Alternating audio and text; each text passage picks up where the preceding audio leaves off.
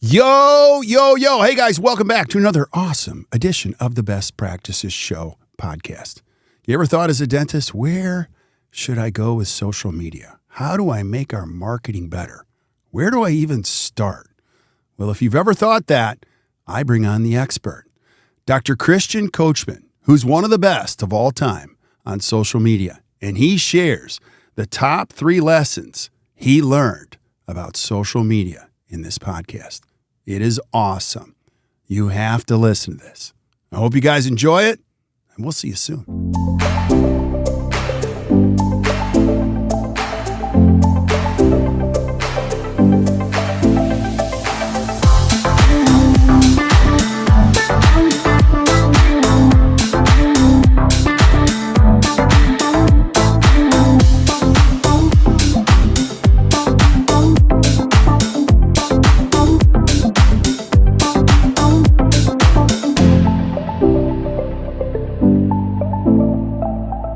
Hey guys, welcome back to the podcast, the Best Practices Show podcast. I'll tell you, I'm having so much fun doing this because I tell you guys this all the time. But what's so cool about what I get to do is I get to hang out with some very, very cool people in dentistry, and they get to share their wisdom. And our whole goal with the podcast is to help you create a better practice and a better life. And today, the ongoing series of a dear friend of mine, Dr. Coachman. I don't know how he does what he does, but he's the best single-handedly in a category of one as far as social media goes. And so I said to him today, why don't we talk about the top 3 lessons you've learned from social media? And he said, let's do it. So Christian, thank you back. Thank you for coming back, my friend. Pleasure, Kirk. Always a pleasure. Pleasure to share, to chat with you. I always learn. I always enjoy. That's why we've been doing this once a week, and it has been an amazing experience. And what is cool is that, as you know, I go to US all the time, at least once a month, if not more. And I can see that recently the impact of this podcast is helping create awareness about our work. And we see people coming to me to talk about some of the topics that we discussed, thanking us for covering some of the topics. And so it's beautiful to be able to see that we are generating some kind of impact, positive impact, people are enjoying, and hopefully we stay relevant. We stay in this path of helping people succeed. Yeah, absolutely. We're going to keep doing it too. Now, I do want to start here. It's the journey. I want you to talk about the journey up until this point, because you were doing some very cool things. You were also an early adopter. You went first. There were a lot of times where, and then social media, as it has and will continue, changed. And so can you tell us about your journey? So, yeah, some people think that I have some kind of professional marketing communication background. But I don't. I never really studied marketing, communication,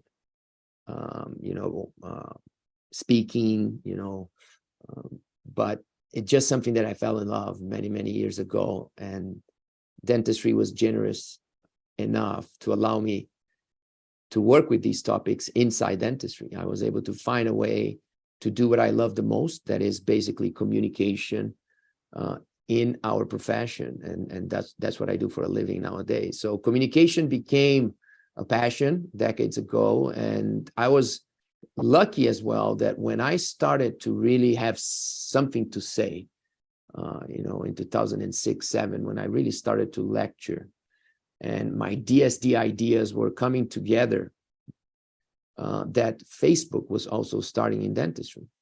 It was just starting, and kind of intuitively, I jumped in full power into Facebook. I was one of the first speakers or teachers to actually use the platform to also teach. At that time, most speakers were kind of afraid of sharing things on social media because they felt that the people would use it, would copy it, would take the ideas as their own. So many speakers still today are kind of jealous about their own material, right? They're protective about their slides and pictures, and they get really annoyed when somebody else is using their pictures without permission. And I have to say that I was having the completely opposite mindset. You know, I started on Facebook with the mindset that I wanted to share absolutely everything I could, everything for free, as much as I could. I was sharing all my slides, all my cases, all my ideas, everything. And many of my friends were saying that I was crazy, Christian, you know. People will not come to your courses because they're learning everything on Facebook from you. People will take advantage of your ideas. People will say that your ideas are their ideas. And I stick with my plan. And I have to tell you, it was the best decision I ever made. That made me conclude that the best way to protect is to share.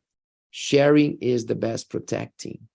Unless your idea has a very strong business model and you want to protect for a little bit to kind of do the protect the IP, register, you know, all these things professionally on the business perspective. But if, you know, too many people spend time and money protecting ideas that are not even going to take them anywhere. Right.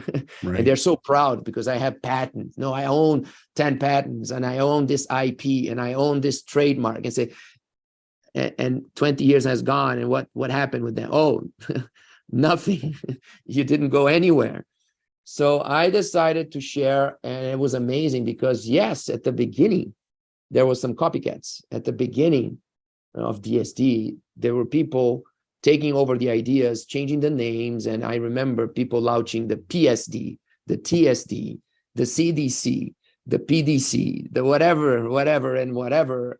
And some people were even calling me back and said, Christian, what do you think is better, your DSD or his PSD, or the other one, trying to compare. And the beauty of sharing so much is that the number of good people in this world is way bigger than the number of bad people in this world. Yeah. I really believe in that. The number of people that are grateful for receiving content are much bigger than the number of people that are trying to take advantage of it.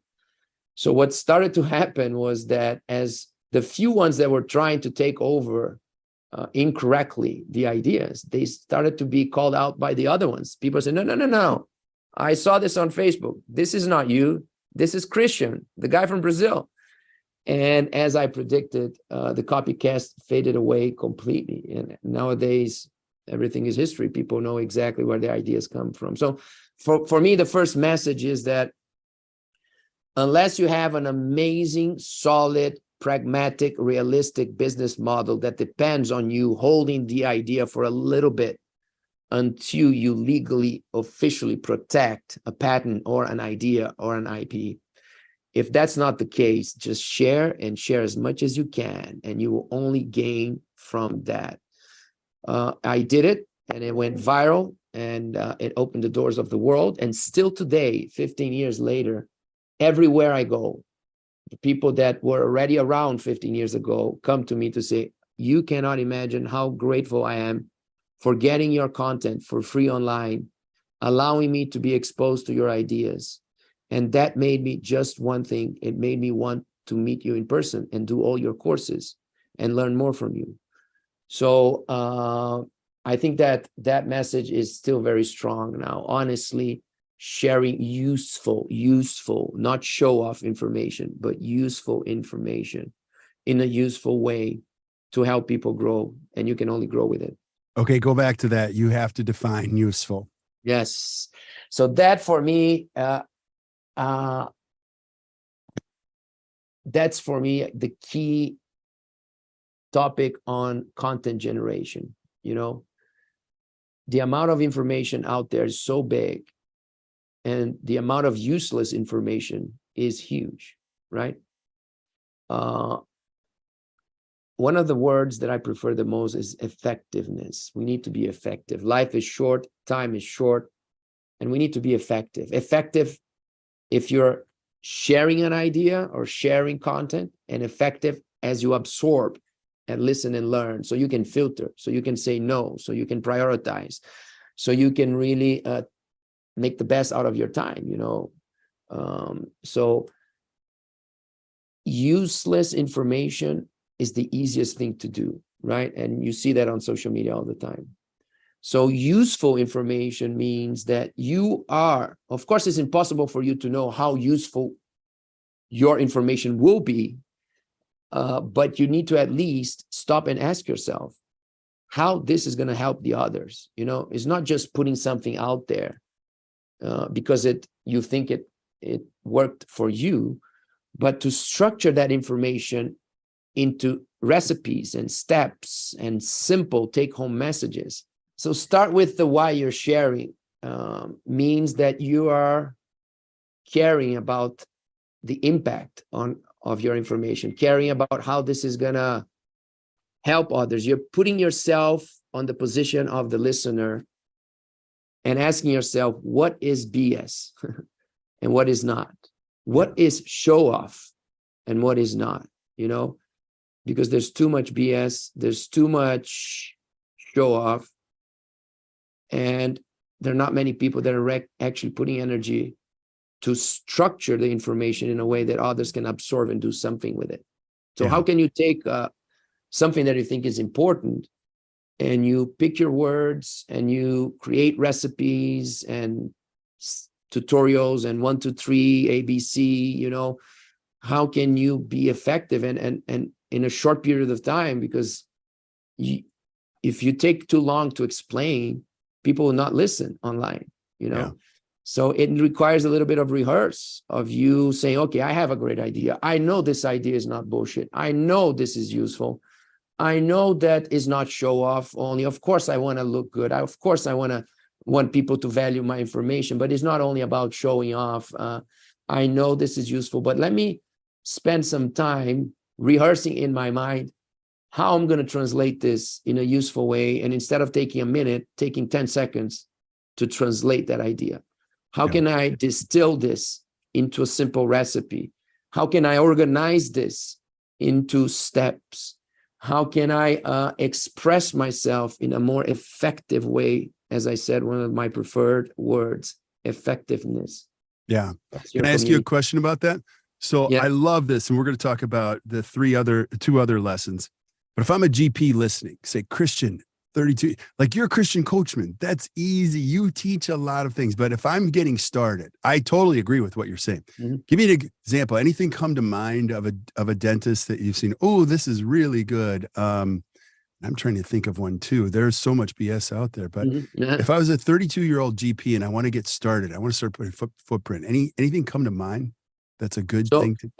You asked me the three major lessons or the three major things that I try to do to be more effective on social media. And step one is as I said, is the intention. What is the intention? What is the intention of your social media in general, the big picture intention?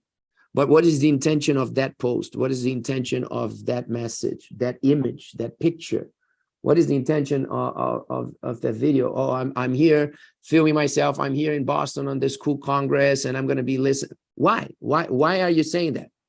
What is your intention telling people that you ate steak with fries that dinner? What is the intention? Be a little bit more strategic with your intention. Clarify your intention. So start with the end in mind.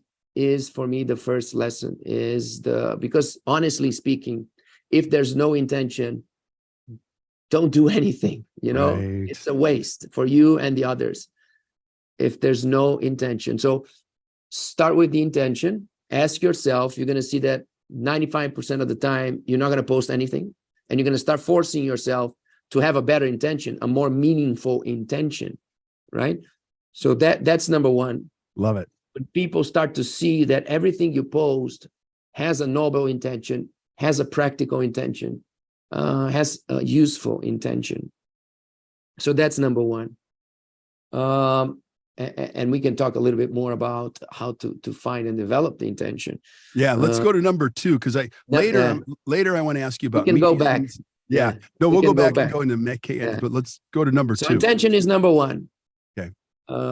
Every great teacher has always very clear the intention. If the lecture is 10 minutes, 1 hour, a TED Talk, 15 minutes, a full day, a 1-year coaching program, there's a clear intention. It's very important to, before I go to two, it's very important to identify two types of people that succeed on social media. One is people that really have an amazing intention. It means that they became famous on social media because they have a very useful intention. Number two type of people that are famous on social media are the people that were already famous or very successful, and they are just there on social media, and because they're very famous or successful, they are successful on social media. And that's a big problem, because everybody watching say, I want to be famous like this guy, I want to have a social media like this guy, and they are copying and following somebody that has no intention on social media. They're just big and successful because they are big and successful because of other things. So of course we can follow whoever, you can follow people because of the two reasons. You can follow people because they're famous anyway and they're successful anyway. And you can follow people because they're very good on social media itself. So you want to learn from people that are using social media in a useful way. They are becoming more successful because of social media, not despite social media. Love it. And most of the people are admiring people on social media that didn't do anything useful on social media at all. They're just very famous because of other reasons. So try to balance. And when you're building strategies, try to learn from type 1, not type 2, right? Love it. So that's number one. Number two lesson for me to succeed on social media is that after you have the why, the intention is very clear. The big picture and every little post, intention is very clear. Number two is you need to define what is your character. What is your persona? You need to build your persona. You cannot be all over. The more you structure yourself in a way that people can connect to that character, right? What parts of you, of course, we don't want to be fake. We don't want to try to be somebody that we are not. But as normal human beings, we are all over.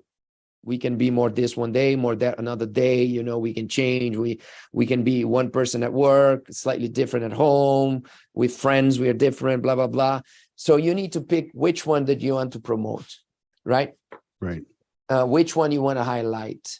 So building your character on social media and defining it requires a little bit of exercise. You need to sit down and write down, who are you there, right? What is your, of course, it's totally connected with the why and the intentions.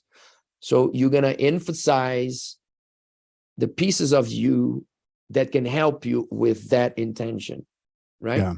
If you want to show up always, with a certain outfit with a certain style, if you want to be more professional, if you want to be more cool, more relaxed, if you want to be more fun, if you want to be more serious, if you want to be more political, if you want to be more technical, if you want to be more clinical, if you want to be more personal. So, you can have a complex, sophisticated persona, but that needs to be also part of a strategy. Right. So Can I ask you about that? Because I love, this is one of the parts that I love. And so if you're listening to the podcast, just do this, flip up to the notes, and you're going to see a link to what I'm referring to. It's Christian's Instagram. Now, one of my favorite things that you do on Instagram that we all wait for, it's kind of like, it's like a Pavlovian. It's like, okay, you've already programmed us. It's the week roundup video where you're running, you're playing with your kids, you're having some fun. I've never played tennis, but you're playing tennis. Like it's more, I'm like, he's a speaker, but like, look at all this stuff. So is that part, like, how did you come up with, like, is that what you're talking about? So, having a blend is very cool. A blend, if people want to connect with you, right? They want to connect with you. They want to see that, there's a human connection there. So understanding your lifestyle also helps. You want to blend, again, as part of the strategy, you need to define your strategy. Some people are 100% technical, clinical, and they succeed completely on their social media. since people are following me a lot because, you know, they see that somehow I'm succeeding with what I'm doing, and my success is not a technical clinical success. My success is part of the lifestyle that I was able to build, the balance between health and work, the balance between family and traveling for work, and so it's part of a strategy. It's real. It is me, and there is an intention. Right. I'm intentionally sharing my personal, struggles with my lifestyle and with my achievements because it's part of my overall success. So I only started to share these weekly reels with a summary of the week when I started my challenge, my personal challenge, to get to 50 in better shape than when I was 40. So I created a cause. I created a movement, and you can do that. You can define a certain challenge to yourself and establish some landmarks and some goals that you want to achieve and share that with your community. People love to see you working hard for that idea, for that goal, and getting closer to that goal. And that's the reason why, I was never posting like my daily life in social media until I had a reason, until I had a purpose, until I had an intention. And that's when things started to work better with my content. Yeah. I love it. I love it. People always love a little bit of behind the scenes, what really happens, what's really going on. You feel more connected to the human being that's teaching you, don't you think? Yeah. If it's but it needs to be intentional. It needs to be Right. a strategic decision. And it needs another thing that is very important, and you see that on social media, is to be consistent. With your content, right? Repeating over and over and over again. It's almost like a TV show that, once you have that same show every week, that same time, with the same direction, same intention, week after week, month after month, year after year, you slowly build an audience of that show. So your content is the same. You want to create that consistency so people little by little can start connecting. And as you said, expecting that, not that they will intentionally, I'm waiting every week for Christian's week summary. No, but unconsciously, when people see that, they spend a few seconds more because, Christian just came out with that weekly video. Yeah. So I'm going to enjoy these seconds and I'm going to watch it. Right. Yeah. So you have the intention and you have the consistency. So it's a long-term plan. You don't have these things happening like you were talking about your podcast. It doesn't happen like magic. I'm doing great. I have a great plan. So in 3 months it's going to explode. Yeah. No, it's little by little. Yeah. You and I have had this conversation, and I want to ask your perspective on this. When I got started with the podcast, my podcast person's like, you can be crappy, just be consistent.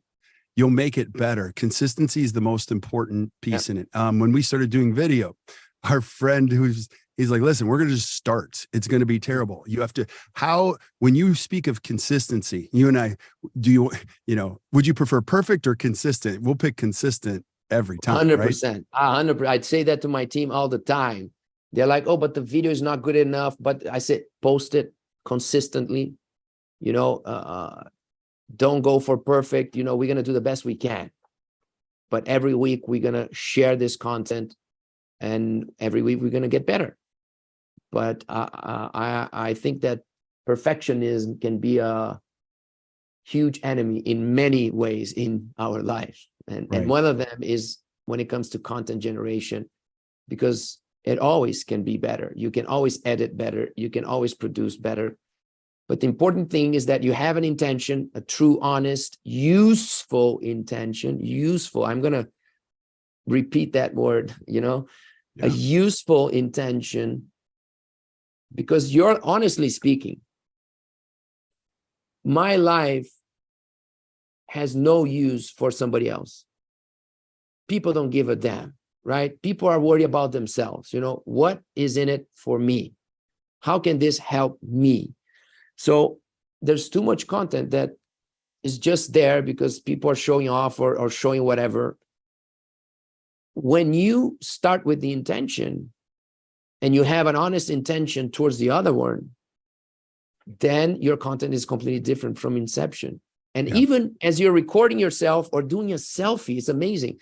When you start with the intention, the real outcome that you want, the real message that you think will be useful for people, you even change the angle, you change the content, you change the words, you change everything because you are constantly thinking, how can I generate value to the other? Right. Not showing off, value to the other. Love it. Love it. Now, was that lesson number 3 that consisted or? No. So so one is have a clear outcome, a clear intention. Number 2 is, what's your character persona? Be useful, be damn useful. That's one. Don't waste my time with your BS. Be damn useful, or don't post anything. 2, build your persona, build your character around that intention, right? Right. Explore, be on social media. Don't be fake, but be the best possible version of yourself, right?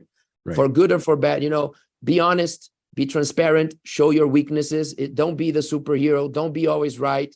Don't be always cool. Be yourself, be honest, be transparent, but explore the highlights of you as a person, focusing on the other, connected to the intention. That's number 2. Number 3, you cannot delegate content generation. People don't want to follow your social media team. People don't want to follow your company. People don't want to follow your practice. People want to follow you. They want to connect with you. If you have an intention and a cool character, they want to follow you. So that's why, personal social media accounts are always much bigger than company social media accounts. So you need to be the one behind your content, meaning, I know you're super busy. If you're a clinician, practice owner, you're crazy, insanely busy. Don't waste your time and money. If you don't have a solution to be in charge of your content, don't even waste your time. So what is the goal here is to find a system that you can have the final word and the content can represent you in the best way possible without wasting too much time. Right? Unless you have somebody on your team that is good and have more time and becomes the face of your business. That's also cool. Right. You're the practice owner. You don't need to be the main character of your practice. That's a very smart move, by the way. And many times, if you can control your ego, to put somebody else as the persona, and explore, maybe a young associate, or maybe the hygienist, or maybe somebody that has great communication potential, and you use that person as the ambassador of your practice, maybe as the character. And then you build and you invest on the character of that person. But if it's going to be you need to be the one controlling the content generation. So you need to organize sessions. The best way to do it is to pick an afternoon and create content for 6 months, right? Yes. But again, that content will be useless if you don't start with the intention, if your persona is not clarified, and if you don't have a clear reason why you're spending energy with it. Where do you want to send people? Because you're not making money from Instagram. Instagram is paying you 0. That's not your business. Why are you wasting time on social media? What do you want from it? Yeah. No. Yeah. So I was going to ask you about that. Was going to be my very next question is how do I find time? And so what we do here, and we're not anywhere near, and I'm learning, I got some work to do based on what you've already shared, is we call it batching, which is, for instance, the podcast, I'll shoot 6 to 10 a week, but we release 3 a week, and now it's 10 weeks out. And so we've always got a lot of in the queue. And so I love what you're saying. And there's a practice in our community. They do exactly what you said. 2 days a year, they come in on a Friday and they have a film crew and they bring in, St. Patrick's Day, Valentine's Day. They make it fun. They make it relevant. They make a whole day of it. And they batch content, which means they're creating content that can be released later. They also supplement it with current things that are going on. And it's very authentic, type of a thing. So is that what you're talking about? Batching content? Exactly. Batching is the right word to explain it. Yeah. Yeah. So it's hard to stop every week for a few hours, to create content. So the more structured content, you can batch it. Of course, that there are things that are happening and on that exact moment, you want to be able to capture that moment. That is not pre-planned. So you also, in combination with the more structured content that you want to organize in batches. And I believe that 2 times a year, half a day or maybe a full day, focus on that. If the scripts and the stories and the topics that you want to cover are already pre-organized, right? In one day, you can record so much content to be able to spread during the whole half a year. Yeah. So that's the batch content. On the other hand, there's many things that are happening right here, right now. So you do need to have, somebody on your team. You need to find on your team, who is that person? It's not easy. That person that has an eye to capture moments before you even say, right? And I see that on specific people, on my team, for example, as something interesting is happening, as it's already started, that those few minutes, something cool is happening, and I look around and that person already has the camera on. That person was able to identify the opportunity. It's usually natural storytellers, people that love capturing stories and sharing stories. They usually have an eye to capture these moments. So many times this skill that is amazing for me is dormant inside people.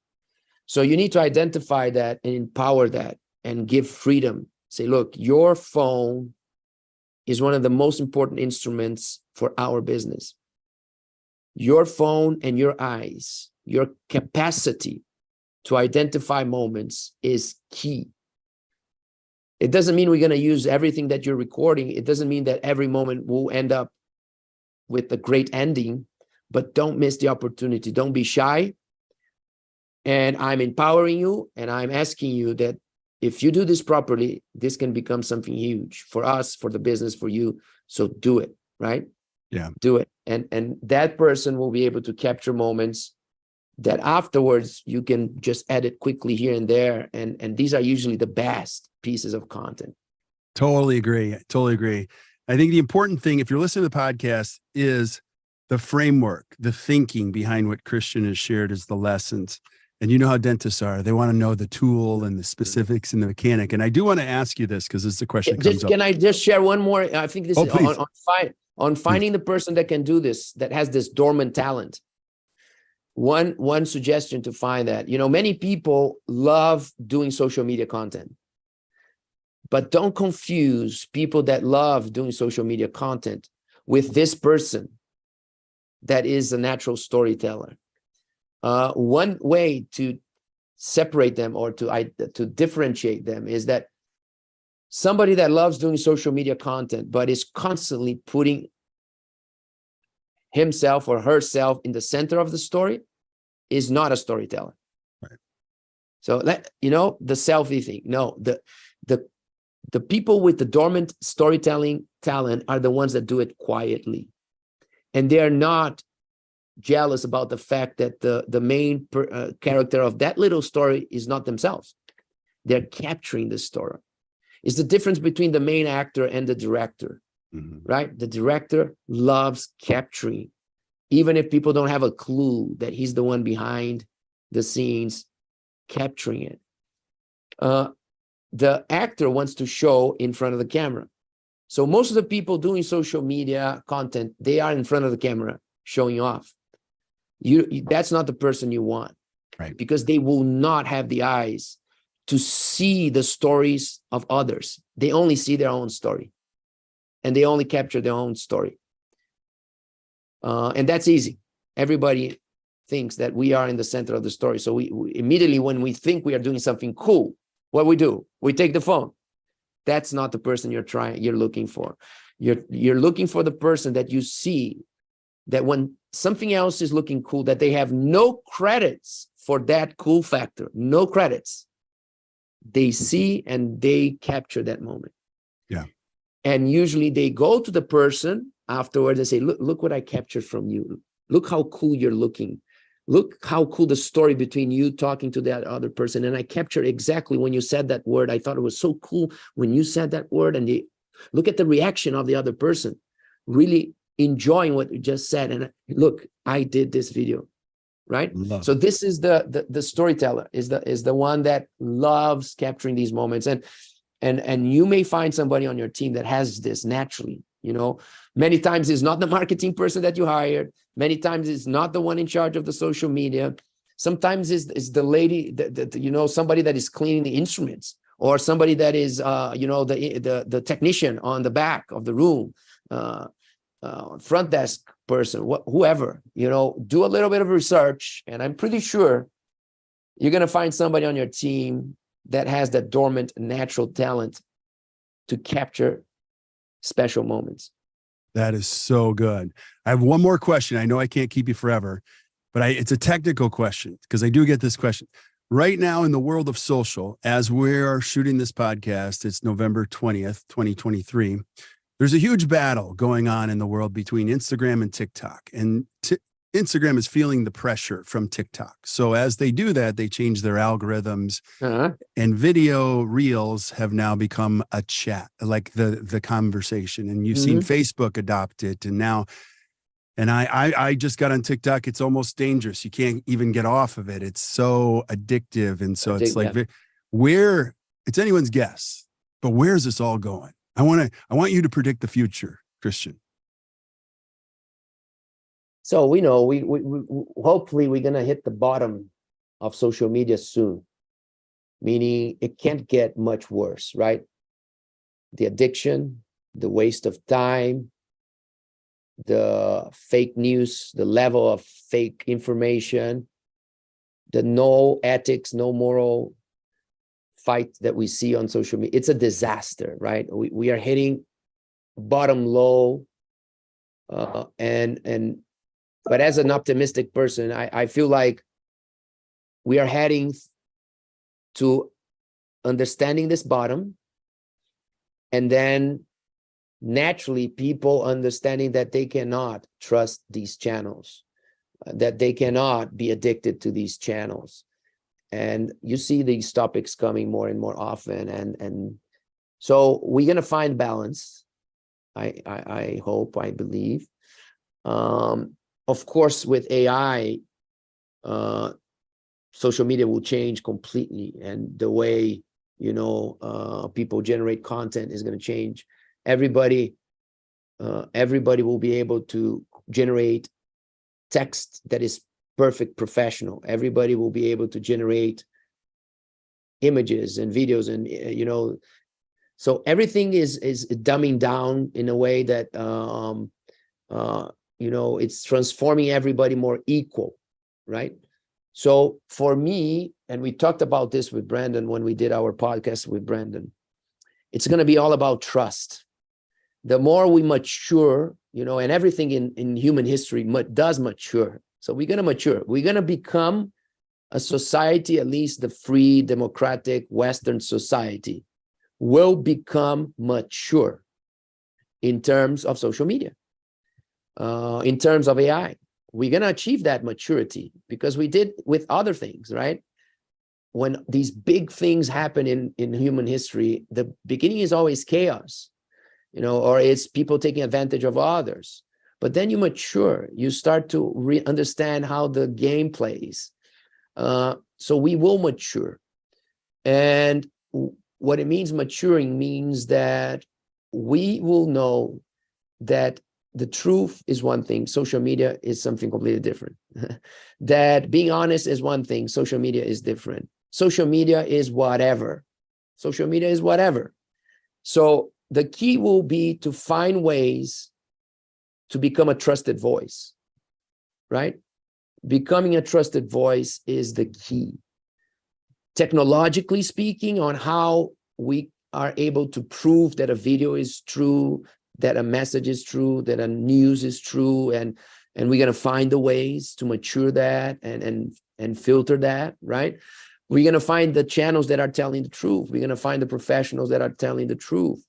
We're going to find the dentists that are the most trusted voices in that environment. So for me, I think that actually, as we hit the bottom and social media and AI looks like they're going to take over the humankind, I think that in fact, what this whole thing is doing is that we're going to start valuing more and more and more and more real human connections. That's going to become the thing, right? Because the more we cannot trust all these channels, the more we're going to get information and say, I'm not going to trust any of this. Even if it sounds so good, I'm not going to trust. I'm going to actually go drive to my friend, knock on his door, open the door and say, can you repeat what I just saw in my eyes? Do you really believe that? Was it really you? Do you really feel like that? How can I trust you? And so human connections will become more and more important. Knowing exactly who you can trust will become more and more important. So as a professional, we want to emphasize our ethics, our moral, and emphasize the fact that we are so good on topic A, B, and C, and we really know how to express ourselves in topic A, B, and C, that people can trust us. So how can you become the most trusted voice in the topics, not in dentistry in general, it's too big. Pick your battles, find the topics that you love the most, the topics that you are unique, you are special, that you are different. Find those topics and become an amazing ethical communicator about those topics and become the most trusted voice in your area in those topics. So well said. So well said. Christian, any last thoughts? I know you got to run for our listeners. It doesn't matter how good or how bad you are with social media. As a practice owner, by far, word of mouth is still the best way to grow your practice. So everybody talks about social media, but it's a smaller piece of the puzzle of success. Don't overvalue it. And if you don't feel like, don't even go there. You're not going to disappear if you are focused on transforming patients into fans for real, in the real world, in person, and you're transforming effectively your patients into fans and your fans into promoters. That's by far the number one way to grow your practice. Now, if you are already mastering this, and when I say mastering, be much tougher on yourself in terms of saying, there's so much more I can do to transform patients into fans and fans into promoters. Think about how to empower your word of mouth. Dentists are only scratching the surface of all the things that we can do to empower word of mouth. That's by far the priority. And as you become a master on this, of course, you can, on top of it, also leverage social media. If you have a reason for, if you have a very clear intention, useful intention, if you have the energy to build your character online, And if you have a system to generate content without wasting time. Love it. Love it. Love it. Love it. Christian, as always, thank you so much. So stick around while we say goodbye to everybody else. But Pleasure, my friend. Always. oh, it's so fun. So I have so much work to do now. I got to get a new plan in place for 2024. So I hope you guys are listening to this, because he's the guy who does this. He's the leader. And so I'm going to encourage you, if you're listening to this podcast on Stitcher, iTunes, Spotify, Google, wherever you're listening to the podcast, do me a favor. Just flip up your phone and then go to the show notes right underneath. And you're going to see a link to Christian's social media. You also see a link to Digital Smile Design. You'll see a link to the DSD residency course. But I'm going to encourage you, as a result of today's podcast, go check out his social media. You're going to see a representation of what we just talked about, and it'll give you a great idea. And then follow him, because it's always cool. It's always exciting.